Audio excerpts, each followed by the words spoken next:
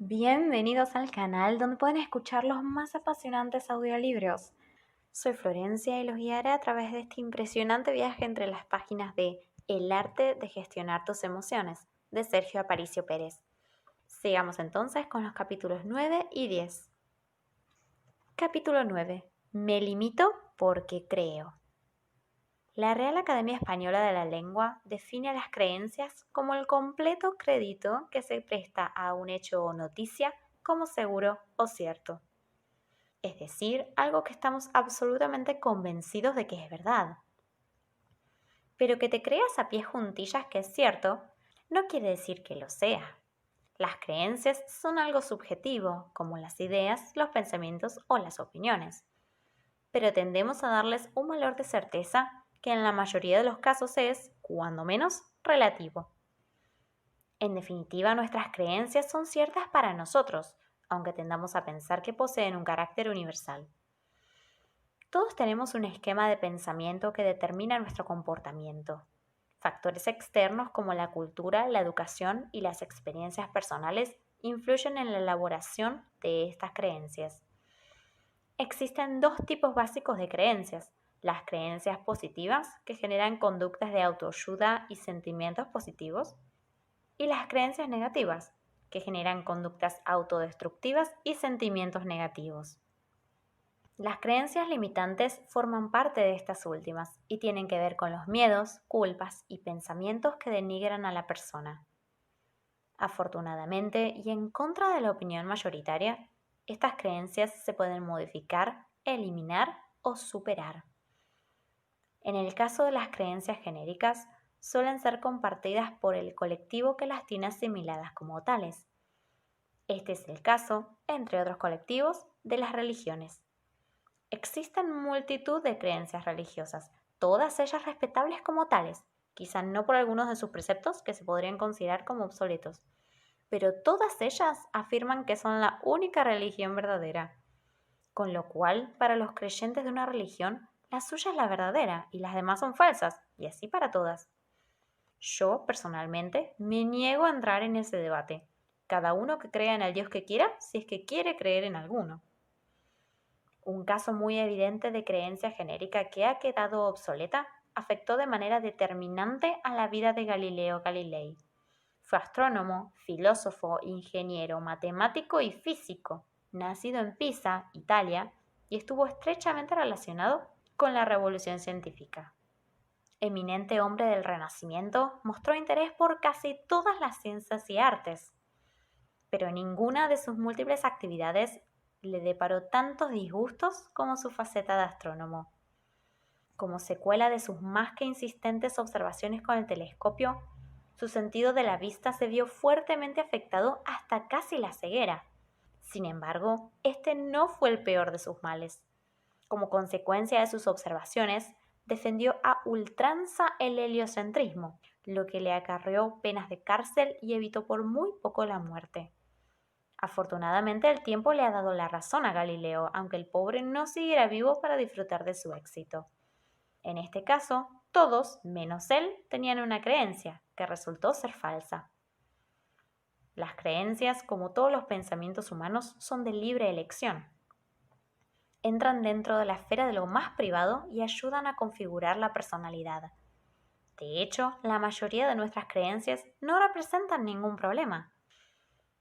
El conflicto surge cuando una o más de esas creencias influyen de tal manera en nuestros actos y en nuestras decisiones que nos impiden desarrollarnos eficazmente.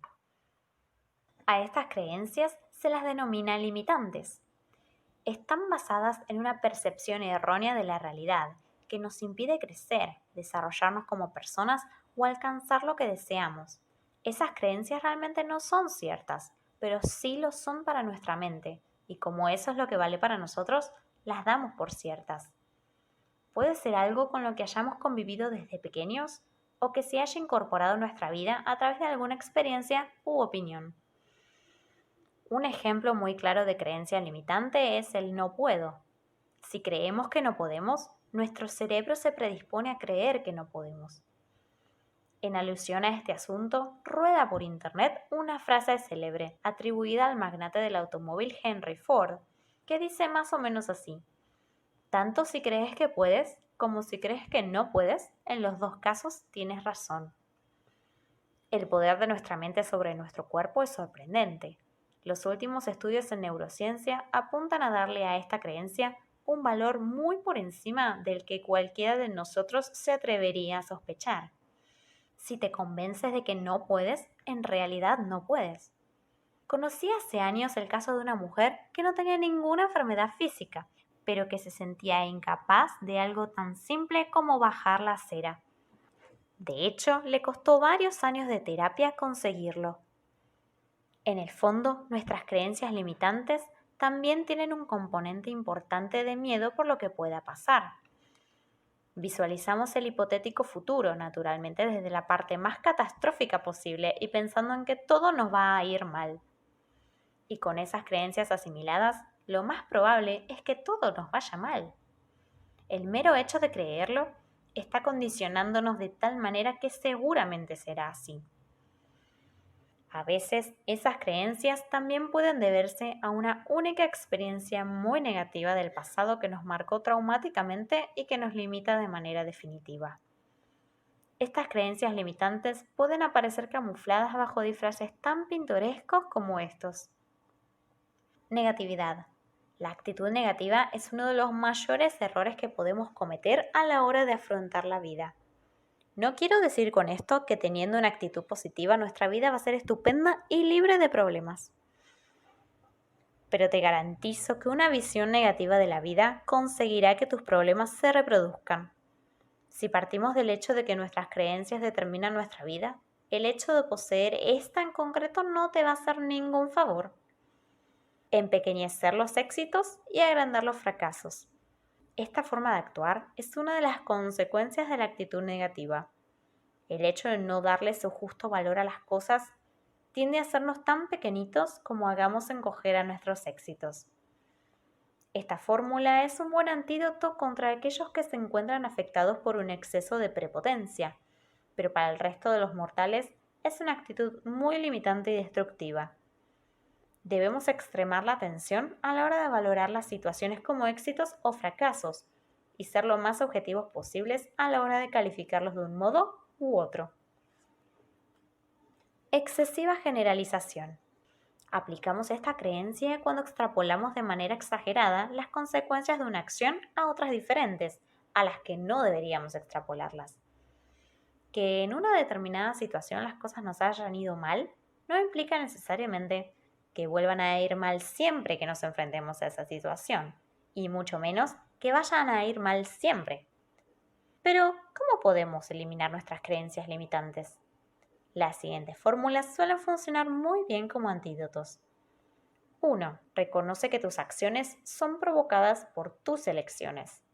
2. Sé consciente de que esas creencias las has creado tú y por tanto tú tienes el poder para destruirlas. 3. Cree que eres capaz. 4. Estate listo para identificar y abordar esas creencias e interiorizar los cambios necesarios para eliminarlas. Para contrarrestar el efecto negativo que tienen las creencias limitantes, es aconsejable también el uso de las creencias potenciadoras, que nos den confianza y nos animen a actuar. Algunas de ellas que podemos utilizar son estas. Si quieres comprender, actúa. El fracaso no existe, es solo una posibilidad de aprender.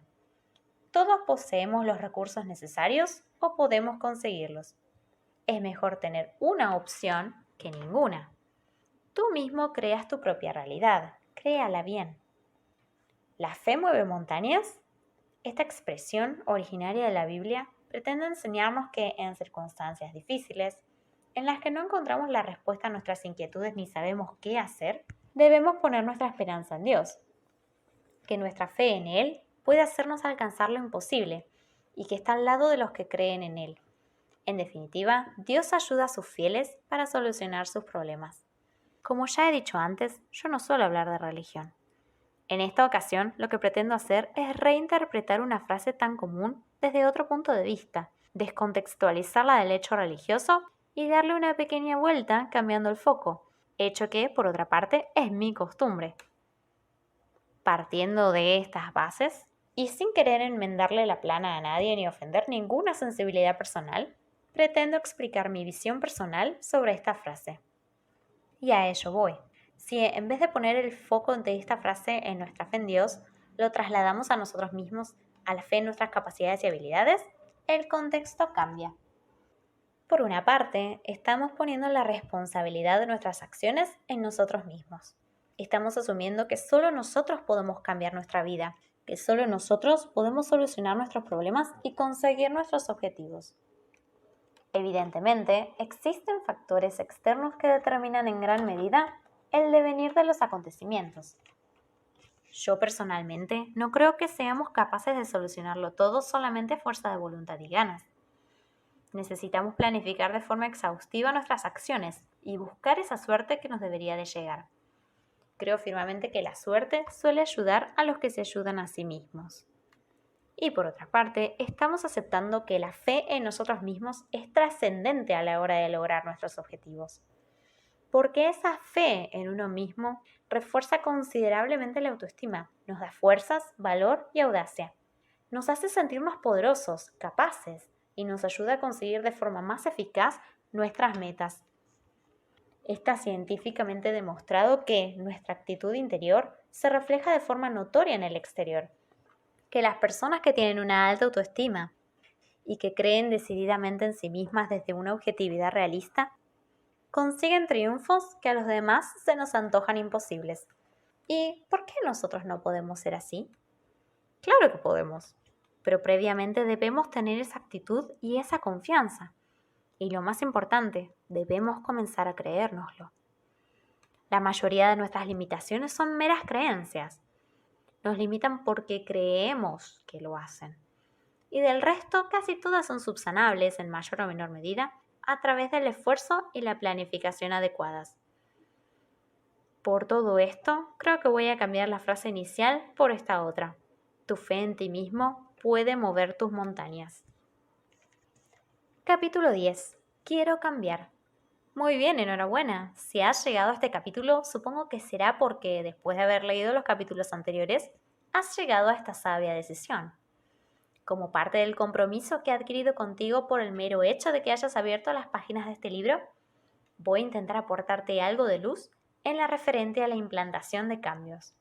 Y lo primero de lo que quiero hablarte es de tus ubicaciones.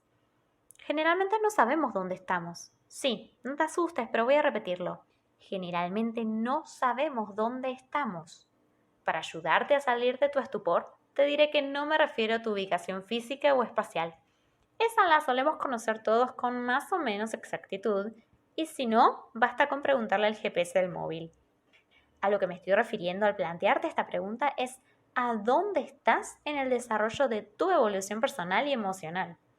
En este punto, la pregunta que planteo comienza a adquirir más sentido, porque las personas vivimos tan agobiadas por nuestro día a día que no solemos plantearnos preguntas de este tipo.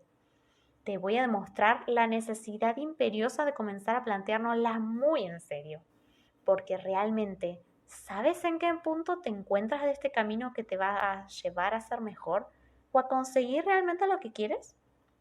¿Les das a estas cuestiones la importancia que merecen? La vida es un camino de constante evolución, de constante aprendizaje que nos lleva a crecer. Sin ese desarrollo continuo, no podemos mejorar. Y no solo me estoy refiriendo a la competitividad tan bárbara que domina el mundo actual y que al parecer lo seguirá dominando bastantes años. Por supuesto que también me refiero a ella, pero también me refiero a todas esas otras variables que definen nuestra identidad personal. Necesitamos conocer exactamente cuáles son nuestras virtudes y defectos, encontrarnos a nosotros mismos para poder sentar las bases de todo el trabajo posterior. A este proceso le llamo averiguar dónde estás. Solemos crearnos objetivos, nos planteamos dónde queremos estar, pero sin antes averiguar dónde estamos. Un camino lógico y eficaz va del punto A, donde estás, al punto B, donde quieres estar. Solemos definir con bastante exactitud el punto B, o eso creemos, sin haber definido previamente el punto de salida. Recorrer ese camino de esta manera es bastante ilógico y absurdo, Cualquiera reconocería que es prácticamente imposible llegar a nuestro destino si no sabemos dónde se encuentra. Pero solemos olvidar que ese recorrido hacia el punto B depende en gran medida del punto de partida. No es lo mismo querer llegar a Sevilla desde Valencia que desde Madrid o Asturias. ¿Cuántas veces hemos invertido recursos, tiempo, dedicación para intentar llegar al destino que nos habíamos propuesto y no lo hemos conseguido, por el simple hecho de no haber definido en primer lugar el punto de origen? Si reflexionamos de manera autocrítica, veremos que hemos cometido este error en demasiadas ocasiones. Espero que este ejemplo pueda servirte de ayuda para plantearte a partir de ahora todos tus objetivos de una forma más eficaz. Saber dónde estamos es el primer paso, pero solemos obviarlo.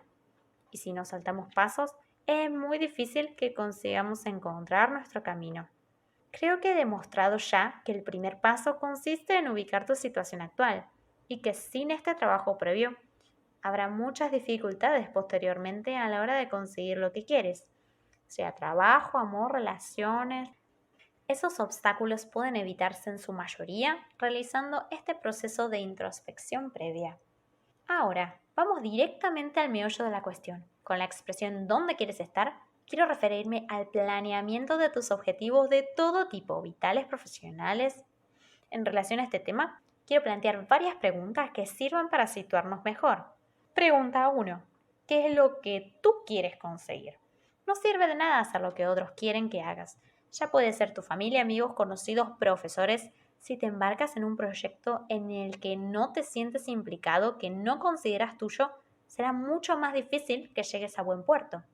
Muchas veces, bien sea por indefinición nuestra, bien por presiones externas, no hacemos lo que queremos hacer.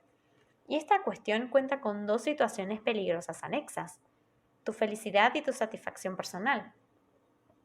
No eres más siendo un abogado que siendo un fontanero, por ejemplo, si no eres feliz con lo que haces. Conozco a muchas personas que disfrutan de una posición inmejorable, pero que no son felices, porque esa situación tan enviable no les satisface en absoluto. Y también conozco personas que, en teoría, se encuentran peor situados en la vida, pero que son tremendamente felices con lo que hacen. Pregunta 2. ¿Con qué recursos cuentas? Esta pregunta requiere una respuesta muy clara y objetiva. Tampoco quiero animarte a que te lances a propósitos irrealizables. Una cosa es lo que quieres hacer y otra lo que está dentro de tus posibilidades. Aquí es donde entra en juego tu imaginación y tu proactividad a la hora de mejorar tus opciones. Lo que necesitas para responder a esta pregunta es abrir al máximo el abanico de tus posibilidades y esforzarte de manera imaginativa para contar con los máximos recursos a tu disposición. Este paso requiere un cuidado análisis de todas las herramientas con las que cuentas. Obviamente casi siempre te faltará algo, pero puedes solucionarlo en el punto siguiente. Pregunta 3. ¿Qué medios externos necesitas? Nadie puede conseguir algo completamente solo. Todos necesitamos del resto del mundo para casi todo. Y esa gran verdad se nos escapa en ocasiones. Siempre vas a necesitar el apoyo externo, y es necesario ser consciente de ello. Saber que vas a necesitarlo y cómo conseguirlo puede ser una base extremadamente decisiva a tu favor. Por ejemplo, tal vez no dispongas del dinero suficiente para estudiar la carrera que te gustaría, pero puedes conseguirlo de otras maneras. Becas empresariales, estatales, ayudas al estudio. Pregunta 3. ¿A qué estás dispuesto a renunciar? En un principio, todos nuestros objetivos nos parecen absolutamente coherentes, pero generalmente no somos conscientes del esfuerzo y los recursos que necesitamos para lograrlos. Realmente, si lo supiéramos, en muchas ocasiones nos daríamos cuenta de que no nos compensa. Pensamos en lo que necesitamos, pero no en lo que requiere de nosotros. ¿Realmente eres consciente de lo que te exige alcanzar ese objetivo? Por ejemplo, estudiar una carrera muy exigente o ser ejecutivo de alto nivel requerirá no solo de tu tiempo, sino de que le robes horas a otras actividades. ¿Renunciar a todo eso te va a compensar con el beneficio obtenido? Pregunta 5. ¿Cuáles son tus sentimientos al respecto? No solamente hay que pensar con la cabeza, también hay que pensar con el corazón. Tendemos a reducir nuestro pensamiento a la parcela racional y nos desentendemos de nuestros sentimientos y emociones. Pues bien, nuestro mundo emocional es tan importante para nosotros como nuestro raciocinio. No solo debes valorar tus razones objetivas, necesitas saber qué te hacen sentir tus decisiones, a dónde te llevan emocionalmente. Antes de comenzar a perseguir un objetivo, debes tener lo suficientemente claras todas las circunstancias que te rodean ahora y las que te rodearán en el futuro, cuando estés donde quisiste estar. Al final del camino, puede que no te espere la satisfacción que ansiabas, sino una vida que realmente no quieres. Una vez aclarado el asunto de las ubicaciones, quiero hablarte de otro tema que también considero decisivo a la hora de hacer cambios en cualquier aspecto de nuestra vida. Como ya he dicho anteriormente en el capítulo 4, a los seres humanos no nos gustan los cambios. Por lo general, preferimos mantenernos en una zona segura, en la que predominen la tranquilidad y la rutina. De este tema en concreto nos ocuparemos más adelante, en el siguiente capítulo. Esa necesidad innata de que las cosas se mantengan invariables forma parte de nuestra naturaleza. Muy pocos hombres han buscado los cambios. En realidad, un pequeño porcentaje de personas tiene, genéticamente, una predisposición favorable hacia los cambios. Y ellos son los que han cambiado este mundo. Inventores, viajeros, artistas, reformadores, estadistas, filósofos, creativos. El resto se adaptan como pueden, beneficiándose de las ventajas que les ofrecen los cambios que han propiciado sus coetáneos. Y esta situación genera a las personas muchas dificultades de adaptación. Para integrar un cambio es necesario adaptarse a él. Si hasta ahora hacíamos algo de una manera concreta, ahora debemos hacerlo de otra. Y ese cambio requiere por nuestra parte de un esfuerzo diferente para cada cambio. La aparición a nivel popular del teléfono supuso para muchas personas un esfuerzo inmenso de comprensión y asimilación de conceptos. Mis abuelos me contaron que para ellos fue muy difícil comprender que, descolgando un auricular, dándole unas vueltecitas a un disco y esperando, podías hablar con alguien que se encontraba muy lejos. Y algo tan simple en apariencia como pasar del teléfono fijo de disco al de botones y de este al móvil y después al smartphone de pantalla táctil, nos ha exigido a todos unas modificaciones de nuestros hábitos en el ámbito de la comunicación interpersonal que para unos fue muy difícil y para otros muy simple. Por este motivo no nos gustan los cambios. Para vivir ese cambio debemos cambiar nosotros y nuestro esquema mental puede cambiar, pero le cuesta. Imagina que Manolo lleva 20 años embalando productos en una caja de un tamaño determinado. Tiene el proceso perfectamente integrado y aprovecha el espacio interno de la caja para colocar esos productos de la mejor manera posible. Si te cambian el tamaño de la caja, tienes que cambiar tu forma de colocarlos dentro para que vayan bien empaquetados. Pues algo similar le ocurre a nuestro cerebro. Tiene que cambiar sus esquemas para adaptarse al cambio. Todas estas circunstancias generan en nosotros un fenómeno de resistencia ante los cambios, que se define como la oposición que se ofrece ante un cambio. Freud la identificó con una defensa contra la ansiedad. Otros autores la atribuyen a una negación de responsabilidad, pereza o falta de valor. En coaching consideramos la resistencia como una respuesta natural ante la posibilidad de que algo o alguien desafíen nuestros valores y creencias. En definitiva, la resistencia al cambio es algo que se puede trabajar y se debe superar. Los niveles de la resistencia al cambio. 1. Niveles estructurales hacen referencia a tus relaciones con los demás. Son la estructura formal de tu entorno más cercano, la estructura de tus relaciones sociales y tu autoconcepto. 2. Niveles personales. Se caracterizan por oponerse al cambio porque no sabemos hacer lo necesario para el cambio, no podemos hacerlo porque desconocemos cómo o no queremos hacerlo por miedo, apatía, etc. ¿Cómo podemos evitar esa resistencia al cambio? El principal objetivo del estudio de las causas y los efectos de la resistencia al cambio consiste en encontrar la forma para eliminar o reducir la actitud de resistencia. Las dos medidas generales más comunes son: 1. Hacer un diagnóstico profundo de los motivos que te crean esa resistencia. Y 2. Impulsar el cambio de forma clara y transparente. La estrategia más usual consiste en impulsar el cambio a la vez que se ven las mejoras que ese cambio va a suponer. Volviendo al ejemplo del empaquetador, si esta persona recibe la información adecuada sobre los beneficios que va a aportar el cambio de caja, es muy posible que la resistencia que presente ante ese cambio sea mucho menor que si simplemente se le dice que hay que cambiar de caja porque lo manda el jefe. Mi conversación ideal para explicarlo podría ser esta. Mira, Manolo, suponiendo que Manolo es el nombre de nuestro embalador. Ya sé que llevas mucho tiempo embalando nuestros productos de esta manera y lo estás haciendo muy bien, pero hemos decidido cambiar la caja por otra que se adapta a los estándares europeos y asiáticos para poder exportar nuestros productos a esos países, lo que va a suponer una seguridad para los empleos existentes y la posibilidad de realizar nuevas contrataciones. Te agradezco de antemano el esfuerzo que vas a realizar para adaptarte a la nueva forma de empaquetar. Muchas gracias, Manolo. Tras esta conversación, el sufrido Manolo aceptará ese cambio con entusiasmo, o al menos lo aceptará de mejor grado, porque las mejoras que presenta el cambio son lo suficientemente importantes como para compensar su resistencia inicial al cambio del sistema de empaquetado. En lo referente a los 3 niveles de resistencia personal al cambio, los voy a acompañar de unas sencillas soluciones para sobrellevarlos de la mejor manera posible. En el primer nivel, no sé, se soluciona con información y o formación. En el segundo nivel, no puedo, se solventa mejorando tus habilidades y competencias. Aprende lo necesario para conseguirlo. En el tercer nivel, no quiero, plantéate qué puedes ganar o perder con el cambio. Retomando el caso práctico de Manolo, el primer nivel se solucionaría con la información que le ha facilitado su jefe en la conversación anterior. El segundo nivel requeriría que se formara a Manolo sobre esos estándares europeos y asiáticos de embalaje para que pudiera realizar mejor su trabajo.